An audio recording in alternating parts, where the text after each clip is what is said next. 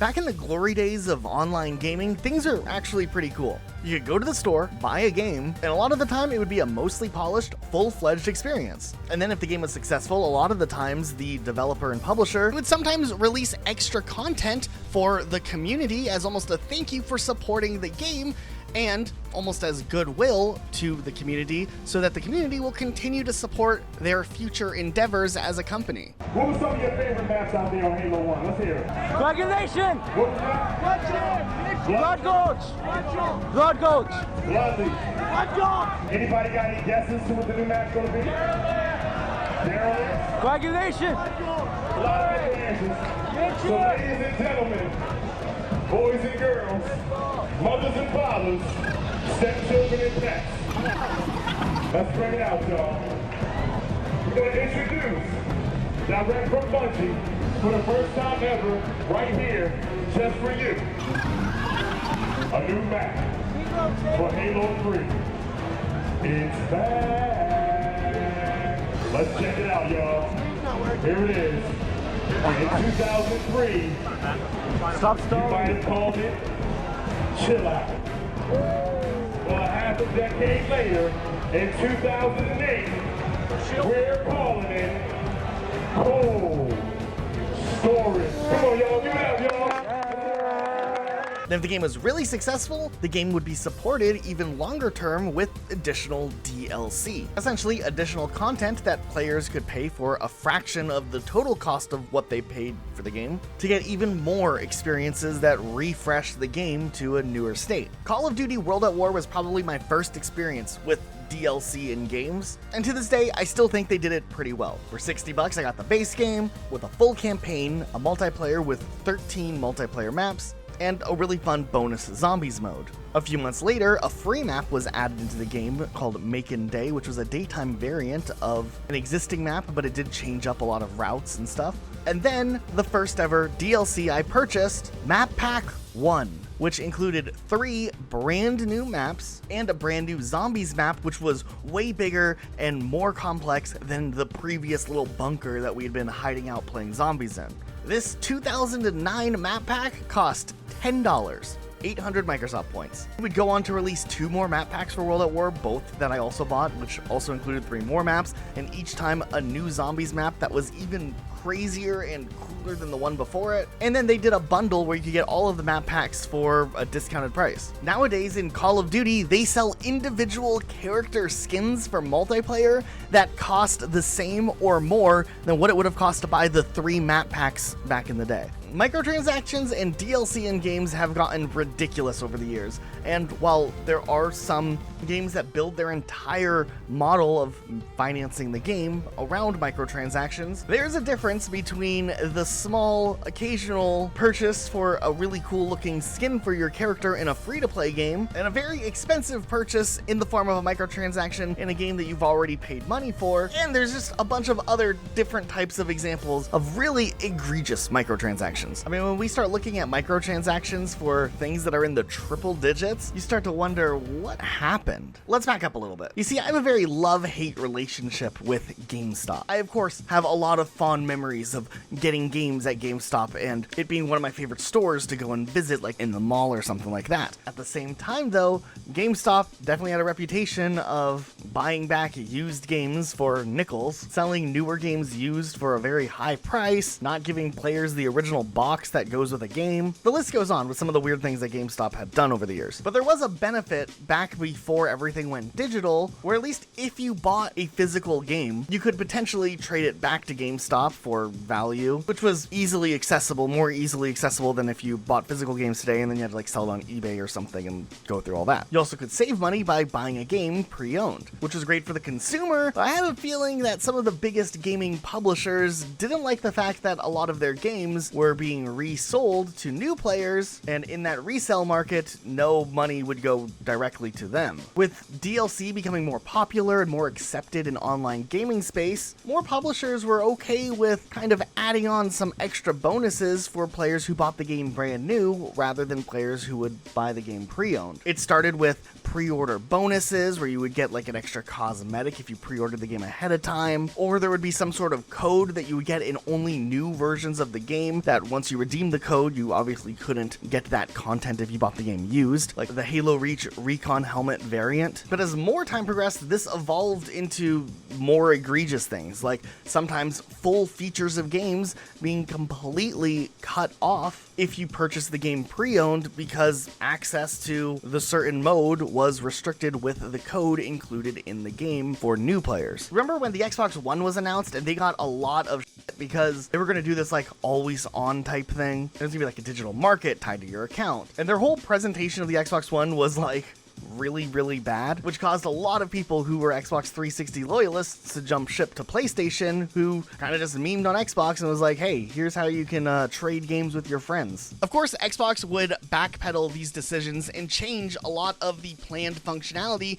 for how Xbox One would handle things like used video game titles, pre-owned titles, and shared games and whatnot. But honestly, the Xbox One was just fast-tracking essentially what was inevitably happening anyways with the bigger shift to digital media and the accessibility of digital media and licenses being tied to accounts that Xbox and PlayStation were inevitably doing anyways. I just don't know why Xbox decided to try to spin that as like a new cool feature rather than like the unavoidable death of something that was actually very consumer friendly. Pre-ordering and pre-downloading it so you can play it the minute that the game goes live a lot of the times is easier than going to a physical location to buy the physical media, bringing the physical media home, and then having to still download the game off of the disc that you just purchased. Sure, discounts and sales are a regular thing on both marketplaces. I'm pretty sure these discounts aren't anywhere comparable to what used games used to cost back in the day. But hey, you don't have to worry about your disc being scratched up and you having to try to find toothpaste or something or whatever those rumors were that you could fix your disc with if you put toothpaste all over it. I don't know. Nonetheless, with the newer digital marketplace, publishers make more money than ever before, so you would think that they would be less egregious with trying to make even more money. But during this time, we also saw the rise of live service games that did it kind of decently. So not only did the microtransaction side of video games not stop, it's gotten dramatically worse. Now don't get me wrong, even during the best days of Xbox Live online play, microtransactions were never a perfect system to begin with. If you wanted to play in like Halo 3 ranked lobbies, you often were required to have the DLC if you wanted to continue to participate, allowing base game owners to still access social lobbies, but that did isolate players who paid full price for the game. Alternatively, in Halo Reach, they flipped the approach around completely, giving everyone access to most things, but then if you wanted to play on DLC maps, you had to play in DLC playlists, which a little after the launch were usually not populated. I think a lot of the Reach DLC maps were rarely truly played on regularly until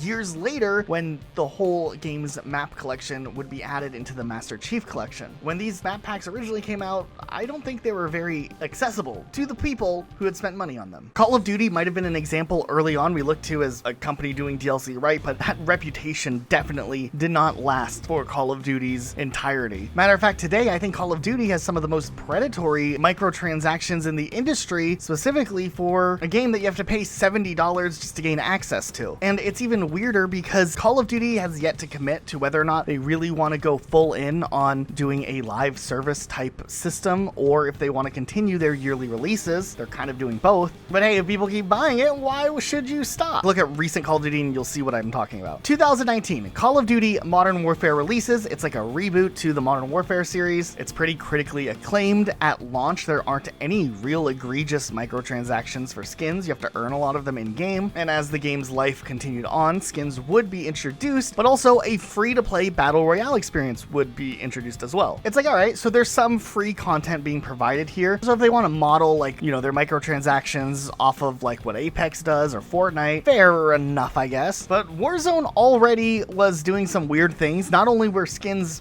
pretty expensive across the board for a first-person shooter where you don't even see your character most of the time, the quality of your microtransaction purchases significantly and substantially would deteriorate over time, essentially. First, we would see new skins introduced that would potentially give players an advantage with their camouflage. That's one of the reasons why if you look at like top-selling skins of all time, the Rose skin from Modern Warfare 2019 is all the way up there because you practically could just hide in corners in the Battle Royale Royale mode and people couldn't see you very well. But just 8 months after the Battle Royale mode released, Call of Duty Black Ops Cold War released with a brand new multiplayer experience. But here's the catch: any skin you purchased for the Warzone mode would not be playable in the regular Call of Duty multiplayer experience in Black Ops Cold War. You could still play it in the Warzone game type, but definitely not Black Ops Cold War's multiplayer. You had to unlock new characters or buy new characters for the Cold War multiplayer experience. Now, if you bought a character in Cold War, you could play that character in the Battle Royale mode or in the current multiplayer at the time until Call of Duty Vanguard released, where then your multiplayer character you purchased could only be played in the Battle Royale mode. You couldn't bring your character forward into the next multiplayer. But then from there, it even gets worse, especially if you purchase skins for Call of Duty Vanguard, because just a little over a year after Vanguard released, Modern Warfare 2 released, and that would reintroduce Warzone again in the form of Warzone 2. They would then go back and shut down Warzone 1, so every single skin that you purchased or unlocked for Warzone was now essentially gone from the Battle Royale experience, and the only thing tangible left is if you happen to load up on one of those old multiplayers for nostalgic sake, you can still access your characters for that specific multiplayer. If you're a free-to-play player who only did Warzone and bought skins, yeah, you're out of luck. You lost everything. You either have to buy a game that you might not have even owned, that's not even supported anymore or updated anymore, that has a smaller player base to see those old skins you used to play as, or get with the program and I guess play Warzone 2.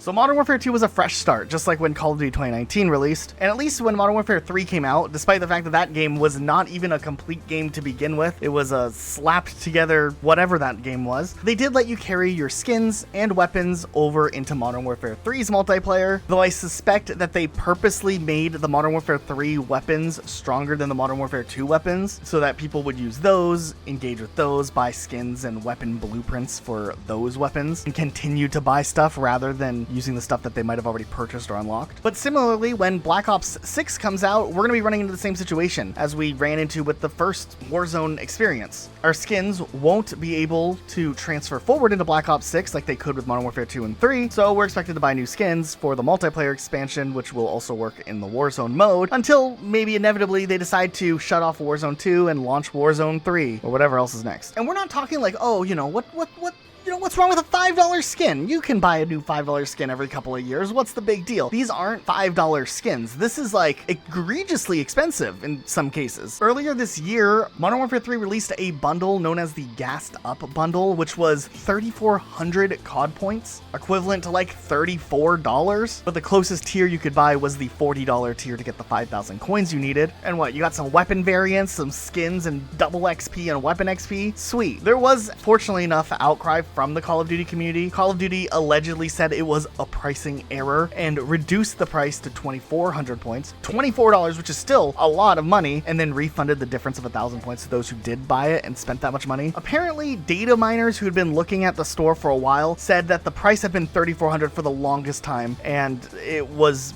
probably just like a PR spin saying it was a pricing error. But there's regularly character skins and characters that come with like a weapon or something that can go as high as $30 sometimes. And mind you, a few years back, like with Black Ops 2, you could get a skin for what, $2 or something like that? I mean, Call of Duty has definitely chased the trend of trying to figure out how many cosmetics they can try to implement so that they could potentially charge people for bundles, including extra cosmetic items, like things like hand gestures and weapon sprays, all things that aren't really integral to Call of Duty, but were introduced likely just to be able to include stuff in bundles. I think it just wears at players after a while. I think there's so many video game players across the board who are just worn out by like the nickel and diming of a lot of game publishers to their consumers, because they know that as long as some people are buying the stuff, it supports their financial endeavors more than at the cost of how other people who aren't wanting to necessarily pay as much in microtransactions are feeling towards their game's reputation. Call of Duty's done other weird stuff in the past. When they introduced loot boxes into Call of Duty years ago, that was pretty awful, especially in some games like Advanced Warfare. There were weapons that were essentially better than base weapons that you could only get in loot boxes, which essentially made the game in a way pay to win. You could just keep buying boxes to eventually get the guns you need and beat everyone else. When Infinite Warfare wasn't doing too well, they also released Call of Duty 4 Modern Warfare Remastered with a multiplayer experience. That game introduced loot boxes for cosmetics, which is a little of a weird thing to to do in its own right, but then also they re-released the DLC that originally had come out in 2008, but they charged $5 more for it when it released 9 years later. These maps should have just been included in the base game for free. But hey, you know what? At least Destiny 2 is free to play nowadays, right? And I'm gonna say I'm using the phrase free to play very lightly when it comes to games like Destiny 2, because yes, there is a level of free to play that you can run around and play some of the boring things that you can do at the beginning of the game for free, but the price creep on this game is unlike anything I've ever seen before. Let's just say like you're a brand new player, you heard that like the Final Shape, which is the new expansion at this time of recording, just came out and it looked really cool, and you decide, you know what, I finally want to join up my friends and play some Destiny 2 for the first time. Your goals are to get caught up and to be able to play the new stuff with your friends. Well, good luck to you. I got the base game for free, so we're $0 in. Then we go ahead and I guess this looks good. The Destiny 2 Legacy Collection that released when the Final Shape came out. Hopefully I can bundle and save here. $70 though. Well, it includes the Lightfall Standard Edition and the Witch Queen Standard Edition, and those are 2 campaigns of all time. Beyond Light and Shadowkeep are free for all players, but there are packs that are not free, so I don't know if I need those, but the bundle has it, along with something called a Forsaken pack, a 30th anniversary pack, and access to Pit of Heresy, Shattered Throne, and Grasp of Avarice. Those are like dungeon experiences that are cool, I guess. Oh, but here's the thing. This doesn't include dungeon keys for Lightfall and the Witch Queen, which are included in this pack. Those we have to buy separately. Why aren't these included in the ultimate like collection bundle on Steam? I don't know. If I'm understanding this correctly, once I get in-game, I have to buy the dungeon keys for the 2 dungeons I don't have access, which are $20 each, so let's add that to the price for 2 of them. Oh, and we haven't even gotten to the fact that we need to buy the current season as well that just released. There are 2 options if we're ignoring like when there's special sales going on to bring the price down a little bit, which at least does happen occasionally, it seems, but just going off the base price of what they expect you to pay if it's like a non-sale price day. The Final Shape costs $49.99, but that doesn't include the season passes or the dungeon key for the Final Shape. So if I want to buy the one that comes with the annual pass that has the dungeon key, the 3 episodes that will release sometime throughout the year, and a couple of extra bonuses like a weapon ornament, something called an exotic sparrow, and a secret stash during each episode, this one costs $99.99. So here's the math on how much that ends up adding up to after tax in USD, which is a lot. And even if you're like, hey, I just won't buy the secondary bundle and skip out on a couple of things from the past and get caught up first, well, you're still in a disadvantage because in Lightfall's campaign, you get a special subclass that you can only get if you have access to the campaign. And here's the thing, it's not like you pay all this money and then you're set forever. This just gets you through the year until the next expansion comes out where you have to do it all over again. Another $100 for the whole year, or you can just do the smaller expansion and choose if you want to buy the season passes and the dungeon keys on their own. This does not include any type of cosmetic thing that you might want to buy if you look at the store where they have like ornaments and cool emotes and whatnot that you might want to use. You can unlock some things for free, but a lot of the stuff is heavily paywalled when it comes to like cosmetic stuff. The worst thing about this also is it's not just something bad for new players trying to get into Destiny, because long veteran Destiny players have also gone through the ringer with some of the decisions that Bungie has made towards this game. If you're a fan of Destiny, you've been playing Destiny for years, you know exactly what I'm talking about with some of the decisions that have been made over the years. Like for instance, if you would have purchased like the expansions early on day 1 for Destiny 2 that would come out later, like Curse of Osiris or Warmind, those are gone. Can't access that DLC you paid for. What about Forsaken and all of those Forsaken bundles and that whole campaign for Forsaken? Yeah, the whole campaign erased from the game as well, though they recreated like a version of the first level that you can experience now to try to get caught up to speed with the story. I think long-term Destiny fans really only can take so much before they just stop playing. And I think that Bungie being in like that downward spiral where apparently like sales were way lower than they projected is just a direct recoil to content not being nearly good enough to warrant the price expectation every single player who wants to really be invested in the game has to literally invest to play the game. I don't want to have to grind my job in real life to make enough money to put into Destiny 2 so I can grind the game in my pastime also. Destiny 2 already has a pretty big grind you have to do to prepare for some of the best content in the game, which are clearly the raids, unless you want to pay extra money to skip and have your character to the highest level right away, which is also an option if your money is deep enough. Counter-Strike has a huge skin market and a huge market for microtransactions. There's literally millions of dollars, there's expensive skins that reach up into like the hundreds of thousands, and every day there's people trading, selling, and making a profit off these skins. Now obviously the way you get these skins is out of loot boxes. You gotta open loot boxes and there's a very low chance that you actually get a valuable skin. Now personally, I was always under the opinion that Counter-Strike did loot boxes right, because loot boxes to me are straight up gambling. They're like a slot machine, and at least when it comes to Counter-Strike, you are able to cash out if you win big. This concept though that Counter-Strike has is very similar to what NFT games are trying to do or were trying to do. If you don't know what an NFT is, it's like buying a stock image and then claiming you're the only one who can use it, but everyone else can still use that stock image. And a couple months ago, the whole market crashed and they're worth next to nothing. But there was this whole push for NFT games, and there is still NFT games out there, and there was big publishers like Square Enix and Ubisoft seeing the future in NFTs. So far even that Ubisoft would implement an NFT market into Ghost Recon Breakpoint. There was even big influencers like Dr. Disrespect that founded minor studios to work on NFT games. Some of these games got away with what I would call scamming people and having them invest in these NFTs that are worth nothing now. And while there was a lot of hype around NFTs, I don't think a lot of people bought into it. And if you look at stores like the Ubisoft Ghost Recon Breakpoint store, there was only ever 15 sales made, and I think they made like a total of $400 off their NFT store, which is like an insanely low amount for this new form of essentially microtransactions that publishers were trying to push. But I think at least the NFT stuff is done for, and we're not gonna see any big AAA publishers put NFTs in their games at least anytime soon. Ubisoft has also done a lot of really shady things with microtransactions in their games, especially for games that very clearly shouldn't have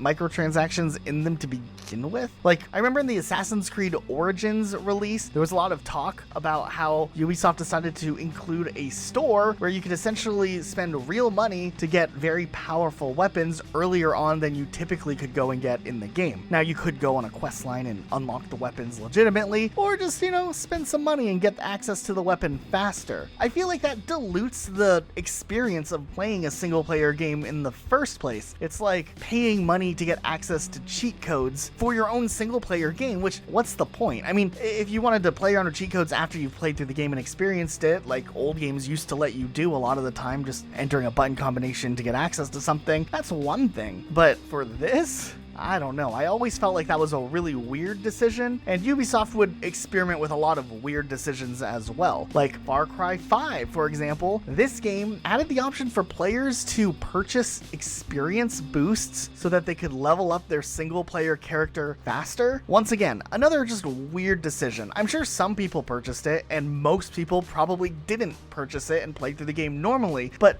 why? Are they really just trying to nickel and dime players who see a microtransaction and can't help but to buy the bundle or whatever is available in the store, and they just want to make money off of it? I mean, to each their own, but if I'm missing a reason why Far Cry microtransactions existed for Far Cry 5 and why microtransactions existed for Assassin's Creed in that regard, maybe let me know, but yeah, I'm not getting it. Was Far Cry 6 as bad?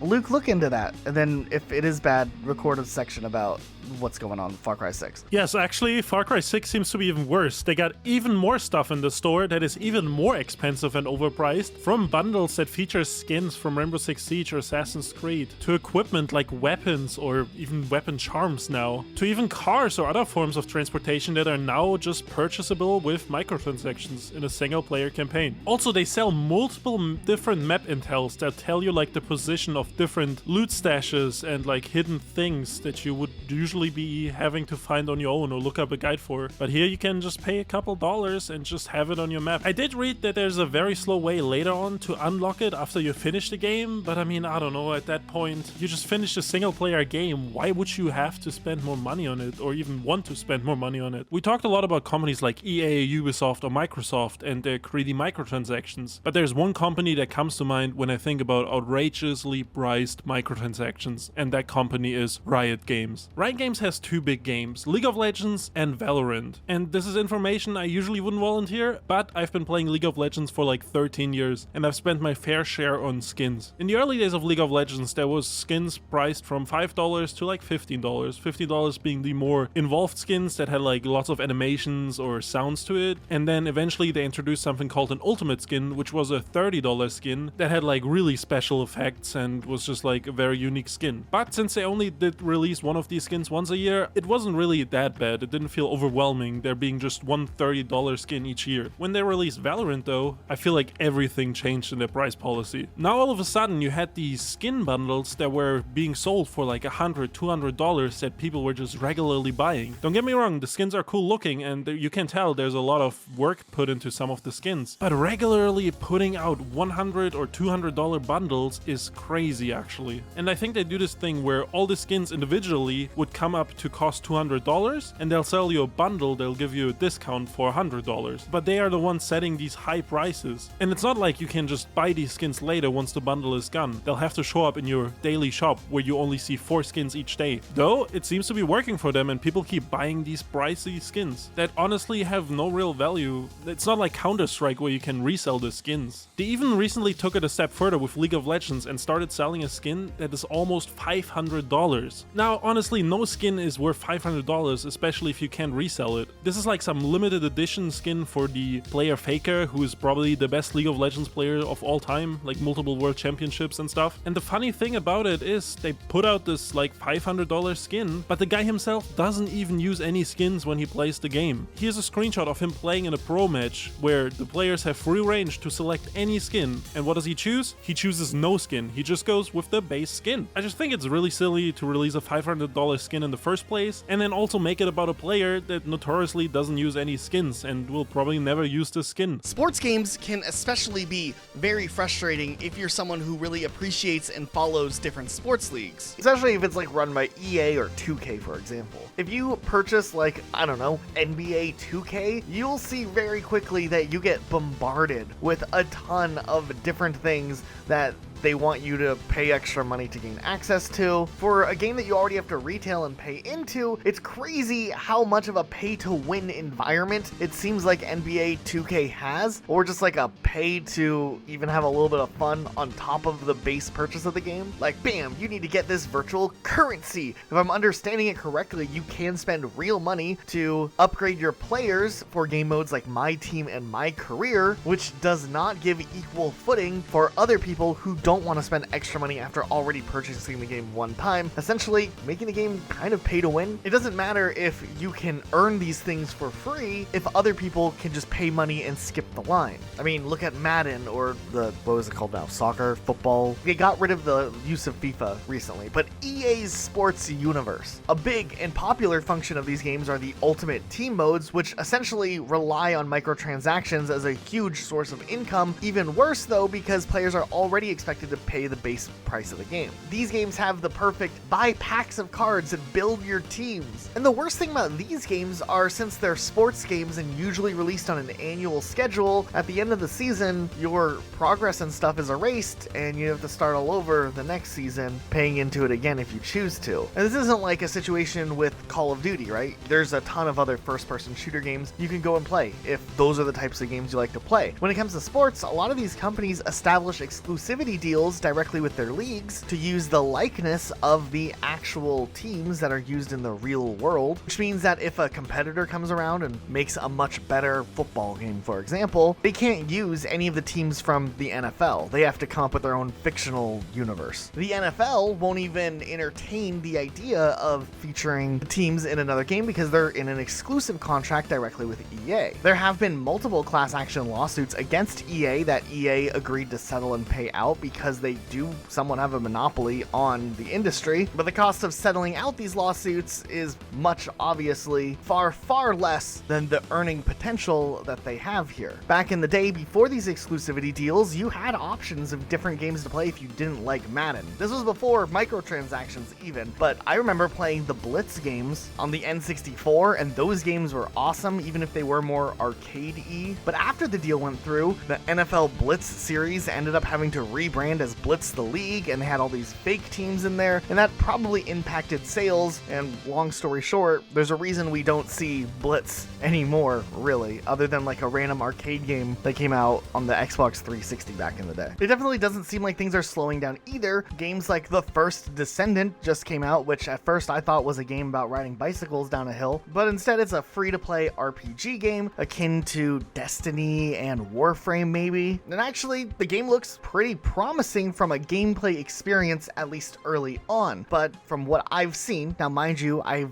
barely played this game, it does seem like cosmetics and other microtransactions are very egregious. And even if there may be not like the whole like play to win side, which I do think is worse, or the gambling side, which is also pretty darn bad, the pricing of some of the things in the game are astronomically high. It seems insane, but it falls into this earning strategy that makes the most profit for a lot of these developers and publishers, where even if 90% of players don't participate in microtransactions, the 10% or even the 1% that go and purchase these things or go above and beyond and buy a lot of microtransactions for these games end up spending more money than what the other 90% would have spent had the prices been substantially lowered. This is often referred to as a whale in the community, and if you're a longtime viewer of Rocket Sloth, you guys might remember our friend Tails, who did a couple of Halo challenges with us back in the day. He's our one friend specifically that we know might have a microtransaction problem. Not too long ago, he mentioned that he had spent a little over $500 in the last month accidentally, or he didn't realize how much he had spent overall because he kept purchasing microtransactions for some Trailer Park Boys game.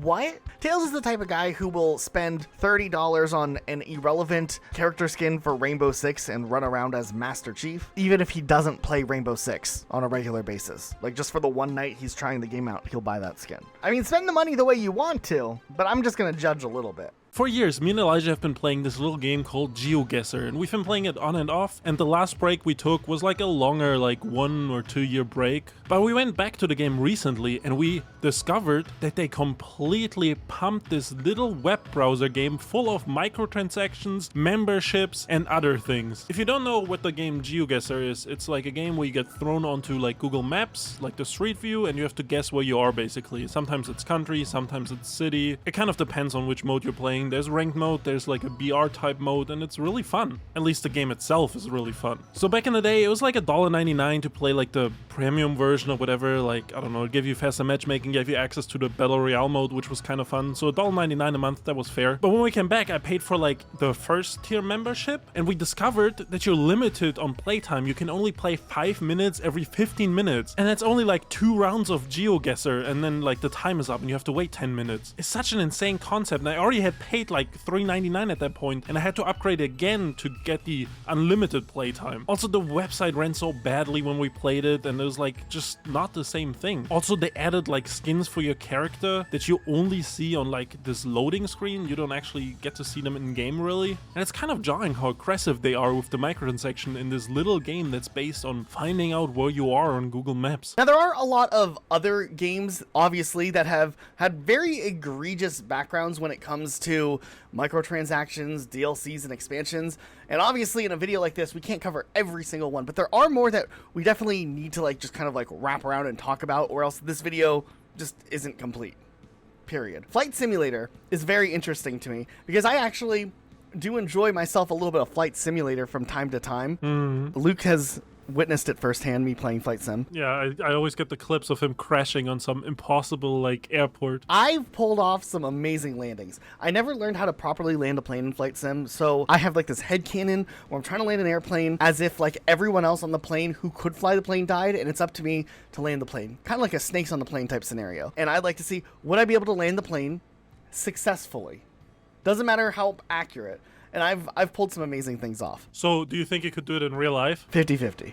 Okay. 40-60. But Flight Sim does have some ridiculous microtransactions if you're like a completion type person who wants the full everything in Flight Sim. Because sometimes the marketplace for Flight Sim is actually crazy how much you can spend for like individual landing locations and different types of vehicles and stuff that they've put on there. A lot of the time it's not too bad, but just the scope of how large the marketplace has gotten to, is interesting. And this is kind of like the diving off point for a lot of other simulator games that have done things even more aggressively. I think people have looked up Train Simulator has a really bad reputation for having like thousands of dollars of microtransactions, where if you wanted to have all of the content of the game, you'd have to spend like $2,000. No, I think it's more. I think it's close to 10,000 actually. Like, I mean, they kept adding stuff, so it's like, I think it's close to 10,000 now. That is crazy. I must have saw like an old article from when the game came out. We have the price on the screen right now showing how much it is. We'll calculate it in the editing process. It's this much, and that's a lot. What the heck? I don't know. While we're on the topic of simulator games, there is a simulator game called The Hunter Classic, and it's like about deer hunting and, you know, hunting ducks, turkeys, all the stuff you hunt, right? It's a free-to-play game that came out in like 2010, 2011, and for the longest time, they would sell digital hunting passes that expire within like a week. You had to buy the hunting pass fitting to the animal you wanted to hunt, just like you have to do in real life, right? So let's say you're on a deer hunt, though, and you're like seeing a turkey, you can't just shoot that turkey. You have to buy the turkey pass to shoot that turkey. That's insane. But they stopped doing it, to be fair. Like a couple years ago, they changed it to fully free to play and made all the animals free. But for like 10 years, they had this weird system. Like you have to get an actual license. Yeah, like, you know, you're like a hunting license. That's the word I was looking for. Yeah, like an actual hunting license.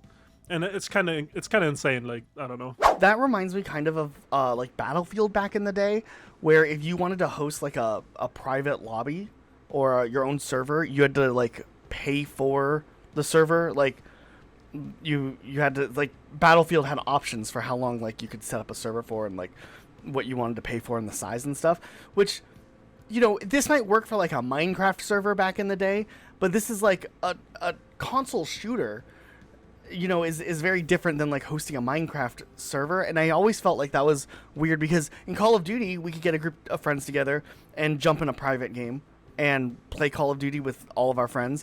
In Halo, we could jump in a private match. And if I wanted to do something in Battlefield, if you wanted to play a private match, you had to literally subscribe. I was never a fan of that coming to console in the way that did. Yeah, I mean, I don't know. I grew up on PC and I grew up with servers like this. So to me, it's fair, because you would have your favorite server and there would be a community on there, and you'd meet the people every day and play with them every day, and you would just meet on the server. So it was like a digital hub.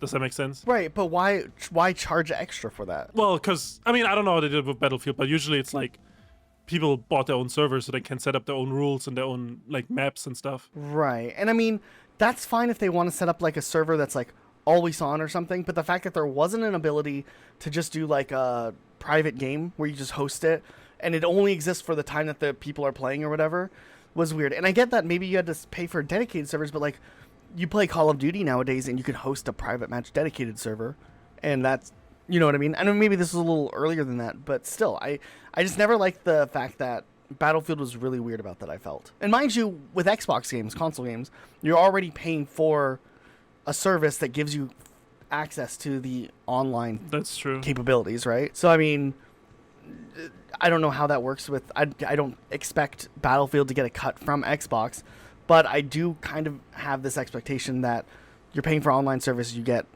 the online service without having to pay extras for features like that. But I do kind of miss the server browser side of it sometimes. Yeah, and I understood like Minecraft, right? Like that's probably the closest thing that I have to experience with paid servers. Yeah, but even for like something like Battlefield, like, or when I play Counter-Strike, I would like Source, I would go on the same servers every night, meet the same people, and like there's like a community of people you keep meeting. I don't know. It's like going to the same bar. And here's the thing that we can look at, right? We can look at Xbox with their Xbox Live, which started very early on. And Xbox during the 360 era was the best online console experience you could have, right? Like PlayStation had decent stuff, but it wasn't as good as Xbox back in the day. Then on console, there was paid servers, right? Or someone could host a server and pay for it, right? The next generation, we had PlayStation jumped in and they started making people pay for online subscriptions too. The only one that didn't do it at the time was Nintendo, that kept the whole free system all the way through the Wii and the Wii U. And out of all of them, I mean, I don't know if this is just because Nintendo's incompetent, but it seems like Nintendo's online services have always been the worst. And maybe it's because they hadn't had as much of a budget to allocate because they didn't have that extra revenue coming in from a subscription that these other consoles have gotten so far ahead with, and PC games with servers and stuff. So I wonder if, like, you know, it's almost like a what's the right word? It's like a not a required evil. What's the phrase I'm thinking of? Necessary evil? A necessary evil. It's almost like a necessary evil that, at least during the time when online was becoming more innovative, that they had to do this to get the technology ahead. Otherwise, you fall behind, like Nintendo has, still using friend codes and dodo codes and whatnot. Sure, Nintendo has maybe fallen behind, but they're the best video game publisher out there. They've been consistently good with their games. Asterisk, best developer. Publisher, I feel like they've made some questionable decisions. Best developers in the industry, absolutely. I don't know. There's all the publishers make questionable decisions, right? So like, tell me one publisher that like hasn't done some scuffed. That's always the problem with publishing being such like a staple, right? Like they haven't been able to branch out, and like we haven't seen a lot of studios be able to self-publish and take on that like financial risk, because like publishers are always going to be about the bottom line. Yeah, but that's why games are so doo-doo nowadays. Because if you look at like stuff like Elden Ring or Baldur's Gate, right, which were really big breakout hits by relatively small studios, these studios have been like, you know, they had a core team for like the last 20 years and had like the creative vision, and now we're here, you know, it's finally paying off. But like all these other studios trying to rush it, and I think we got a little off topic. Well, actually, no, this is perfectly on topic. Oh, okay. Because Battlefield was the next thing I wanted to talk about for a second. Oh, I see. No. Battlefront was the next game I wanted to talk about. Because Battlefront 2 is exactly what we're talking about, right? The game itself, strip away all the microtransactions, right? That game had like a solid vision, a very talented team. It was a great looking game. And from what I can understand, I didn't play too much of it. The multiplayer was really fun for a lot of people. But the publisher's decision to influence the marketplace, how things in microtransactions would work, what type of goals they had for growing revenue after the game released, backfired heavily. Battlefront, you know, they backpedaled, they changed the game up, and apparently the game was in a better state. You played a bit of it, right? Yeah, I mean, it's definitely in a better state now. But support's gone. And even anybody who was interested in the game day one and came later on to see if it's gotten better, like, it's so important that when a game comes out that, like, the release does well. Like, the player base plummeted, no matter what. There was no way that after the backlash, the player base would recover. Eventually, it just became too obvious what they were doing. It blew up in their face, which, in turn, I think has caused a lot of publishers to rethink how they approach microtransactions, but sometimes not even for the better. Like, I feel like some studios are worried about being another Battlefront 2, so they have to be sneakier about it, which is almost worse. Activision has had a long history of doing this stuff. You'll see with like new Call of Duty releases, a lot of the big microtransactions don't even show up for the first couple of weeks. There was an example with Crash Team Racing, right? Where the game released, it got really good reviews across the board, and then a couple of weeks after the game released, then they added in all the microtransactions and all of those features. And that's just a little predatory to like wait for the review period and then implement all the awful stuff when all the hype and buzz is over and people have already purchased the game. And now they want to make money off of the people still playing. I would like anybody in the comments, because this is something I think about from time to time, if you've put a lot of thought into this, let me know who you guys think the best publisher is, like AAA publisher. You know, like weigh out the pros and cons of like Activision, EA, Ubisoft, Square Enix. I mean, I said my answer earlier. Nintendo, you think Nintendo still? Yeah, I mean, I don't know. The games Dude, are good quality, and they make like, sure, they make like anti-consumer decisions sometimes, but at the end of the day, A lot of the time. their stuff is still tight. They barely like mess up with their games, right? The games are always good. But here's the thing. It's like I go on there and it's like, oh, Donkey Kong Tropical Freeze, a game I had on the Wii U. I purchased it in 2013 or 2014. It's still $60.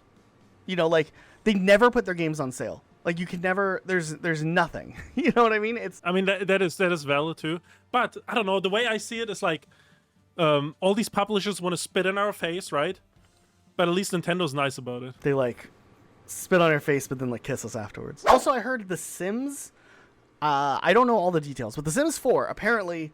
I haven't played The Sims 4 in years, but the microtransactions and that, if you wanted to get every expansion, everything that the game has, we were talking to one of our friends who plays The Sims and was like, there's microtransactions for microtransactions.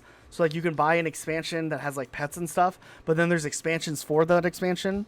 I don't know. Yeah, I mean, they always did this stuff, but like, I don't know. I think all the Sims DLC is like $300 to $500 for The Sims 4, and it's just an insane amount. And I think, if I remember correctly, I haven't played in a long time, some of the DLC are base features that were included in Sims 3 that they then cut to sell as DLC. So that makes sense why it's like shady. Yeah. Because I was thinking like, Fortnite, right? Which Fortnite's gone through an evolution. I think at the beginning it was a little worse how they handled things. They had loot boxes and stuff, but then they got rid of those. I do think the store in Fortnite is at least like relatively fairly priced compared to some other games we've seen. There are some bundles that are kind of high, but the thing with Fortnite, it's like you don't look at Fortnite and you're like, okay, how am I, like, oh my gosh, look how bad Fortnite is, because their entire store, if you wanted to buy every single skin and every single item in the game, would cost thousands and thousands of dollars, right? Like, we're not looking at it that way, but it's a little different when a game does it and it's like content, like, you know what I mean? Like, it's different than just a cosmetic.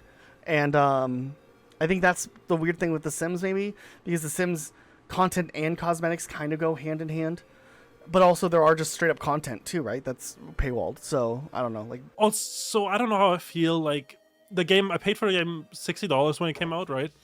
And now it's free to play. And like, I don't know how I feel about that. is it free to play now? Yeah, the base version is free to play because it's so bare bones. Like, people don't want to pay for it anymore. I remember The Sims having some controversy when it first launched, but I mean, it's the only Sims games people play, right? I mean, Sims 3 is clearly the better one. It's the better one, but like, you see more people on Sims 4 nowadays. Sure. I think I looked at some numbers not too long ago on something, and I was surprised to see how relevant The Sims 4 still is. Like, I think if we find the numbers later, I'll show you, and you'll be surprised that, like... No, I'm not surprised because, like, I mean, it is... The Sims, like, there's players who just play The Sims, right? It's like FIFA players. It's like all the simulation games. This is another simulation game, right? I've noticed with all the simulation games, they usually have really hardcore fans that only play this one game. And that's why these companies get away with like selling these like DLCs for like $500, because if you only play one game, then spending $500 on it over like 4 or 5 years doesn't sound too bad. That's true. It's true. I mean, we've spent a lot of money on Rainbow Six Siege, but we've been playing that game on and off since it came out. You know what I mean? So it's like, whatever. And then there's games like Animal Crossing, for me, who I'm a huge Animal Crossing fan, and I wish there was content, any level of content. I would buy an expansion if they would release a new expansion. But we just don't get it because they're too busy working on Splatoon. Well, yeah. I mean, we got some expansion for Animal Crossing, like the Happy Home Design. We got one expansion. Yeah. And that was like a spin-off game just tacked onto the main game. It was really good.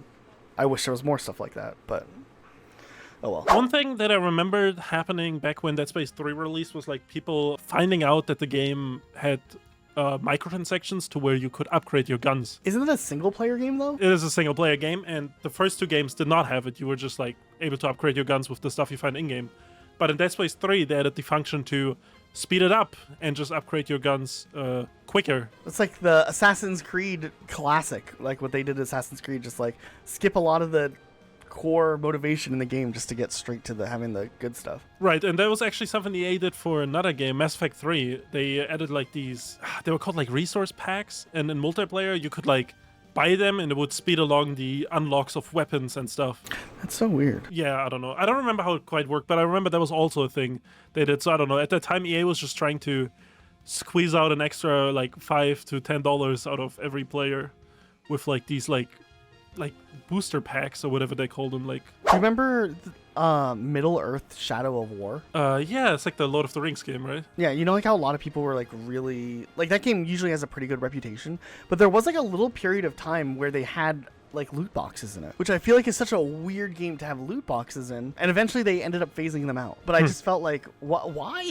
Yeah, I mean, wasn't it like a single player RPG? Yeah. Why are single player games? I mean, loading up on Skyrim, imagine like just getting a bunch of loot boxes. You're like, what is going on here? Metal Gear Survive also was a game that had some backlash because of the microtransactions in that game for a game that already wasn't good, was already controversial, and then they're like, here's some things to level up your stuff longer or quicker. Just weird decisions sometimes with the microtransactions. I wish I could see the numbers on that. I wish I could see how much people spend on like... Well, there's someone out there who's spending a lot of money. Like, right, but we know the number might be way lower than we think. Remember the Ghost Recon Breakpoint NFT stuff? People only spent $400 on that market. $400 overall? Yeah, $400 was all they was spent on that NFT market. Was that something in-game or was it something unrelated, like a different website or something? No. It's just like the Ubisoft NFT store. Like they had like the site. I forgot the name. Dude, we should bring NFTs back. I remember when Evolve released, and there was like also a lot of controversy about that game with its microtransactions. That was so weird. We've talked about that game a little bit, and I always remember it being so weird because this was like one of the first games to ever do like a second year season pass. But like the first year season pass was already like kind of jarring. And then there was all these other things that weren't in the season pass that like they still wanted you to pay money for. I was reading like debates from like 10 years ago. People were saying like to get all the content with the first season pass, right? That wasn't included in the season pass. It was like $105 plus like $75 if you want to also buy all the cosmetics. For a game that was like dying off though. Like that was plummeting in players. The game was the most popular when it was in its like pre-alpha beta like test gameplay. When it's free. Yeah, when people could just try it out. That was when the game was at its peak. And it just got substantially worse from there. I had fun with it. Like the concept was cool, but just it was, I don't know. They were like, they hit the iron hot doing an asymmetrical multiplayer game, and then they just like fumbled everything else. It was like a classic 343 Industries. It evolved too by 343 when? Dude, I mean, we didn't even talk about Halo in this, but like Halo 5 with the all the cosmetics that were like randomized packs. I think that was really weird, but I don't know. But I mean, you could earn the packs relatively easily, so it wasn't as egregious, but they forfeited like a huge functionality of like progression that I think people really enjoyed playing before to tie it into this like randomized loot thing that could incentivize people spending money. So I don't know. I didn't like that. But yeah, that's kind of it. That's kind of how I was feeling on most of these topics. How do you feel about this one? I think it's just gonna get worse, the microtransactions issue, until like a government intervenes or something. Yeah, I mean, we can always run into those games where you have to like pay just to play. Wasn't that a game for a minute? The culling, and there was other games like that where it's like, oh, you could play for one game $1 or something. It's like that's not fun. I mean, didn't the GTA president say something like he dreams of a future where it's like pay like you pay per hour you play or something? Of course. GTA also has egregious stuff, but at least you can kind of earn some of the currency in game, but it makes it very easy just to throw a shark card. Yeah, the shark card economy is like another insane thing. Yeah, I don't know. I think it'll just get worse until a government body steps in. I think it's going to be the EU. That's going to be hard, though, for a government body, though, to step in, because you need, like, all the government bodies to enforce it, because they can make it illegal in one country, and then they just... And that's what the EU does, right? They force Apple to do stuff, and then Apple changes it. Right. But that doesn't necessarily mean, you know, like, the EU can step in and says EA needs to stop doing something. I mean, if the EU says these games aren't allowed anymore. Yeah, they could do that, but does EA care if Madden isn't in Europe? Like... You know what I mean? Madden has a bunch of microtransactions. I'm just saying, like, I think at the end of the day, the most important decision has to come from the consumers finally choosing not to buy stuff rather than any other. I don't think a government entity stepping in will necessarily actually cause change. We'll just end up seeing games isolated and losing features, like when Germany had all the censorship with like any World War II propaganda, right? Like Germany just had its own releases until they finally lifted that for years, and every other country was the same release. Yeah, that's what I'm saying. Maybe there'll be like a version without loot boxes or microtransactions. Yeah, maybe. We'll have to see, though. I mean, I'm all for less microtransactions and loot boxes, especially predatory loot boxes. No, I think they're coming for the loot boxes soon. Yeah, but we'll also see things like non-regulated trade, like Counter-Strike stuff get hit also, if this becomes a thing too. I mean, for sure, yeah. A lot of like extras to go into it, but I don't know. I feel like ultimately the fastest and most efficient way to stop these predatory things are obviously if people stop participating and buying. But there's always some people who are going to just, you know, throw the money in. They only need a small % of people to buy in to make their money back, and it more, I think it needs to maybe more awareness on how it is. It needs to be sent out there too, because like, look what happened with Star Wars. You know, they had to, with Battlefront, they had to backpedal so much because it was such like universally called out against them. You know what I mean? Right. But I don't know. Time will tell. It's not a bright future always.